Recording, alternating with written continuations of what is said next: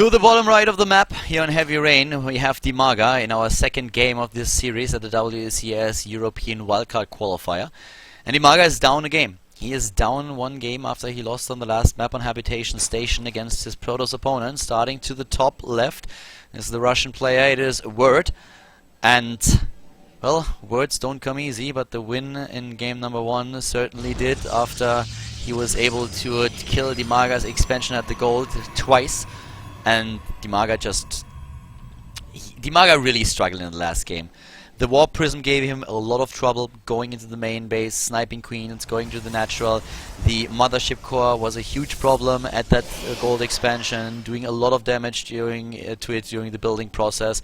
Zealots running in, sniping it down, and then Dimaga just trying to brute force his way to victory with a few roaches, with the Lings and Hydras against an opponent who already had a pretty significant lead in the upgrades, and then got also a few Colossi into the game. So, not Dimaga's best game that we saw in the last match. Definitely a few things where also Word made small mistakes that Dimaga could have capitalized on, which didn't really happen in the end. But yeah, there were a few opportunities for Dimaga to take that game, and I feel that it didn't really resemble his actual strength, since he has shown us much better games, especially against Yoda. But Word played really well. And that's something that you just have to admit at this point. So it will be very interesting to see if Dimaga is just going to bring his A game here, or if Word is going to dominate this series and take it with a 2-0. Dimaga is changing things up a little bit. We have him now with a hatch first into spawning pool, so is already relying on a build that allows him to get that hatch out a little bit faster, and that kind of denies the opportunity for Word to really block the hatches in the early game as annoyingly as he did in game number 1. That was already the first thing where Word really left a little bit of a footprint in the game, where he just said, like, you know what, I'm going to delay your bases for as long as I can, I'm going to place down pylons, I'm going to be as annoying as possible with my probe, and even if it takes me to delay my own base, my own natural, it's going to be absolutely worth it for me. And that really worked out for him. So in the main base of the Protoss player now, we have once again a gateway opening into Cybernetics Core, but he saw what was happening there. He already saw what was going on, and let's find out how Dimaga is gonna open things up this time. We had him with the speed upgrade in the last game, taking the extractor, taking the 100 gas for the speed, and still mining straight into lair. But Word might change things up a little bit. So far, he does not take his third base. We have him with another additional pylon placed over here, and this pylon that will be the one pylon that the Overlord that is now hovering to the top left is never gonna see. This pylon is absolutely incredible for hiding a little bit of tech, because I do not think that there will be an Overlord again throughout the entirety of the game. So very unlikely that this is going to be spotted. And I think this is exactly the intent of Word that he had when he was thinking about what he was doing in the game. So let's see what he's going to hide there. Will it be a couple of gateways, or is he actually going into tech that he's going to hide? Starting to the top now, we still don't see the expansion. There we go, Nexus being built, and the Overlord is being chased away and actually taken out. He's going to kill that Overlord. Dimaga with a bit of an oversight here, losing that Overlord in the early game. That should not have happened. On the other hand, it showed him the Nexus, so would have probably been the better choice to move in with a Zergling and try to confirm that there is a Nexus instead of losing the Overlord. But at this particular game, the Overlord goes down, but before he dies, he gives Dimaga some valuable information. At least he knows it's not going to be some kind of weird one base all in, something like that. What we have for the Protoss player as well is the Twilight Council. So Twilight Council tech has been started, but it's not going to be a Blink Stalker all in or anything like it, because we have the extra forge here right at the front. If that's not going to be a simple mind game, then he is going to rely on maybe even a Dark Shrine play, and there it is, DTs being built. Blink Stalkers would have been very surprising, but we have Dark Shrines, and the Dark Templars might be able to do a lot here. That Zealot is... yeah, I don't know what that Zealot was thinking. I think that Zealot was probably just left by his girlfriend and couldn't stand the pain anymore. Also, a Zealot wants to be loved, and his girlfriend apparently didn't really like him, and he had too much hair, so she told him several times, shave your head, do it. I like that. And the Zealot was like, no, but like, I think, and she's like, I don't care what you think, it looks much better on you, so shave your head. And he didn't want to, so she left him. He's now together with some weird German guy, and the Zealot couldn't stand it any longer, so he just suicided into a couple of queens and a few Zerglings, ended his life, and it was probably for the better, because nobody really liked him anyways, and yeah, so no loss there. In the main base we have now the hatch straight into lair tech, but we do not see any additional, well, we have at the front a Spore Crawler already, and that Spore Crawler is going to help out quite a bit. So it was so far also not seen. So Dimaga will be able to just throw back those DTs, and that is super important.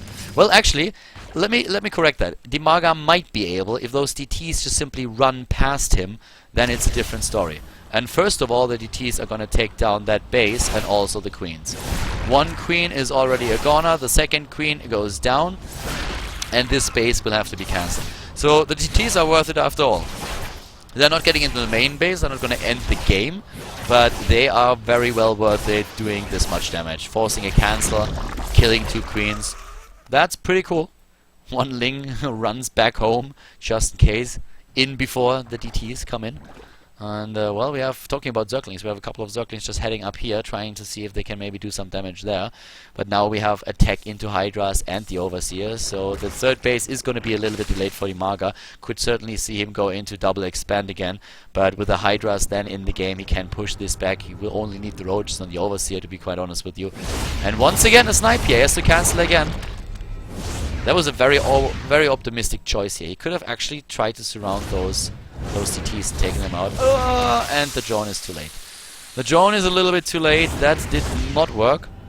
And so far, 2 base play still by word. And I have to give it to the Protoss player. He's doing a really good job here. He's super annoying with those. Not again. Send the queen over, please. Don't wait for the Hydras. Don't let that mothership core be super annoying again. Do it. Send something over to kill it. Thank you. That's, yeah, these mothership cores, I'm already having nightmares of them. That's a bit too much. But yeah, so we have 1 base already started, but there comes that infamous Warp Prism again forward, and this time with DTs in the equation, it can be even more annoying than it was before, just dropping them into the main base. There's currently no Spore Crawler or Spine Crawler that can delay the inevitable a little bit, and the inevitable being losing drones. So Dimaga needs to be on his A game right now. He's still at 120 supply, so he has still a 50 supply lead, and the Hydras in particular that he's currently controlling are super dangerous to the Protoss player. We still have only 2 bases for the toss. Keep that in mind. There's no range upgrade on the other hand for the Hydras, not even the speed upgrade started. There's actually no upgrade started for the Hydras. And I do not think that's on purpose. I mean, maybe he doesn't want to use them in a late game, I do not know, but it would be a pretty good idea to at least start range. I don't know. That third is probably not gonna happen. I mean, the idea of Dimaga is to take down a third base. At the same time, though, we have now the move into the main, and there is no Overseer. There's just nothing, and that's another queen gone, and now it's time to just massacre all those drones, while the third base has been cancelled, and also the Lings are trying to break through at the front, but the triple cannon here is making this absolutely impossible to break through. He's trying to do it regardless, and I do not like this decision. There are sentries. No force fields? I don't know about that, like I would use those. And finally we have the DTs taken out, but not before they were able to kill 8 Harvesters and do a bit of damage in the main base. The third denied is an important step for Dimaga to victory, though. Well, high ground vision gives him another quick kill on one of those pylons. Well, that's some very eager stalkers. They are probably the brother. Well, that is a weird battle that we see there. I don't know if Dimaga really has the firepower. And he still don't have the upgrades. Well, yes, he has the range. Okay, I should give him range upgrade, but yeah, it doesn't have speed. So, that pylon has still not been spotted. Range upgrade has been started. No Spire in sight. That lair was nearly a goner. The Warp Prism could warp in more DTs and then lift them up and bring them over. But we still don't have a third base. And the Stalkers here, they are just running. They're just running and blinking away. Dimaga has a force that can deal with the with a third base that is being placed down, or with the plans of the Protoss player. Has a few reinforcements running in as well, and finally the Spire is being built, so that's going to help with Corruptors against the Colossi. Dimaga is looking strong in this game, but can he win this fight? Lings are running in, a couple of Hydras are also joining. Dimaga wants to surround as many units as he possibly can here, and he's actually pulling that off. The probe goes down, and that Nexus goes also down, not cancelled. Word is really getting a bit of a beating here. He wants a third base, and he knows that he needs it, but he can't get it. Dimaga is denying him over and over again. And, well, the fourth base is even coming into play now. Another Stalker goes down. He doesn't use Blink. I think it was still in cooldown there. Well, just wanted to blink onto the high ground, but Word just lost way too much. If you look at the resources lost, 4,300 against 3,500. Warp Prism in the main base, once more with a couple of DTs. The Queen goes down. I mean, the Queen count is really the annoying thing. I have no idea how many Queens Word was able to kill, but I can assure you that those DTs killed their last Queen, since finally an Overseer is making its way straight into the main base, and the DTs get sniped. And, well, with Dimaga going now into Corruptors, he should go into Corruptors. There they are. He is gonna wreck the Protoss player in the next attack. That's 95 army supply against 57. Good upgrades as well. 1-1, 2-2 on the way. Fourth base taken, not saturated just yet. And Dimaga, taking down that forward pylon, can now, with the Corruptors, go in and take this down. There is not a lot of army for Word. The only thing that he might work in his favor is good SimCity. And cannons as well. If Dimaga wants to deny that third, he has to do it now. If those cannons are up and all of those buildings are completed, it's gonna be very difficult for him to really break through here. Then he has to go into a late game. And it looks like he wants to break through. He's waiting for those Corruptors on the other hand. Aren't they already there? I thought the Corruptors are already there. No Corruptors just yet. Well, I think he should have waited for those. Dimaga has to fight against an army with Colossi, and the force fields are decent. And this is how you start throwing a game. Dima has to be a bit careful there. Here come the Corruptors. That's only 5 of them, but at least 5. Better than nothing, and now he can move in, but the cannons are ready. And now he goes for it. Here comes the Corruption, and immediately, bam, Colossus number 1 is gone, and Colossus number 2 is going to go down as well. So this time a much better attack for Dimaga, but still thrown back by his opponent. And, well, Word, he is doing a pretty decent job now that he has his third base set up. Dimaga has to be super careful here.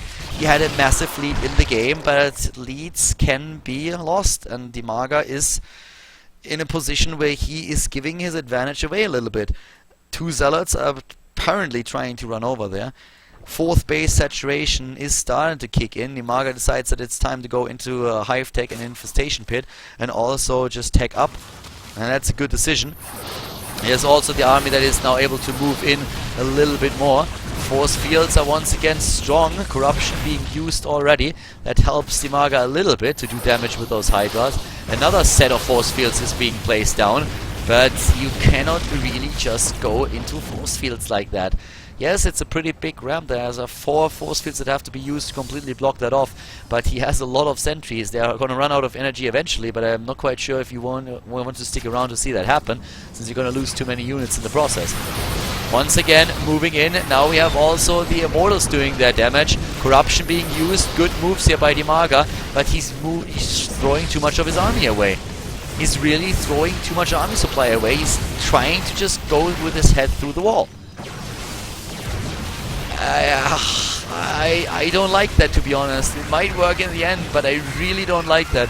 It's very chancy, and Word is sending units over to the natural. The Spine Crawler is gonna help out, and the rest of the units as well. But looking at the army supply, Word has 51 against 72. He's blinking forward. He has 2 attack upgrades. Dimaga is looking at 2 upgrades, has an advantage there as well. But he cannot really make that work as well as he probably thought he would be. The Corruptions is great here, but like, Dima, what are you doing? Oh, the Protoss is gaining a lot of momentum there, and I don't know. Guys, like, I don't know. I really don't know. This is getting very, very weird, because Dimaga had a massive lead in the game. He was on 3 bases. He was on 4 bases. 1 not saturated when the Protoss player was still on 2. He was going down on that third over and over again, delaying it and making sure that he got the better tech, that he got good economy, good upgrades, and then he allows him to get that third. He fights without corruptors. He fights into force fields several times. It would be much better for him really to just take a breather here. Pause the game for a second if you want to. Just don't go for a smoke, like smoking is bad for you. But at least take a quick second and just go a step back from your monitor and think about what you're doing here. These attacks, like, how can this work? Seriously, how can this work? That's not enough units. You need a bit more than that. He has the upgrades, but against the force fields it's so tricky. The Protoss player is struggling on the other hand suddenly, because he is out of force fields. But Dimaga doesn't have the numbers. He has to wait a little bit longer. This is a very, very chancy game that he's playing. The War Prism is moving in again, wants to do some damage here. The saturation for Dimaga is good. He has a good economy, like a really good economy. He needs to also take down that fourth, and that's something that he does immediately. He sees that and goes straight for it. But more tech would be better. Go into Hive, Broodlords maybe even. Something else, because what's currently being built here is just not gonna work out. Mutalisks, I don't know what, like even a Mutalisk transition. He has the gas. It's not like he doesn't have the gas. Mutalisk, of course, against Blinkstalkers is always a pretty iffy thing, but if your opponent has 4 bases, you can bounce between them. It's just like anything else would be better than just sticking it out with that. Maybe going and build a couple of Ultralisks, Broodlords. It's just dangerous. It's a dangerous game that he's playing, and he is losing heart now. He's losing heart in the efficiency department. 20,000 resources lost against 16,000 earlier. He was ahead in this. Now he's falling behind. And there's still no Hive tech. He's struggling against DDTs. He doesn't have the Overlords with his army that he needs. Losing them too fast. Needs to build additional ones. The DT is having a fun time here. Finally an Overseer is coming in. He has an amazing creep spread. I mean, that is the best warning system that he can have, and is doing absolutely amazing with this.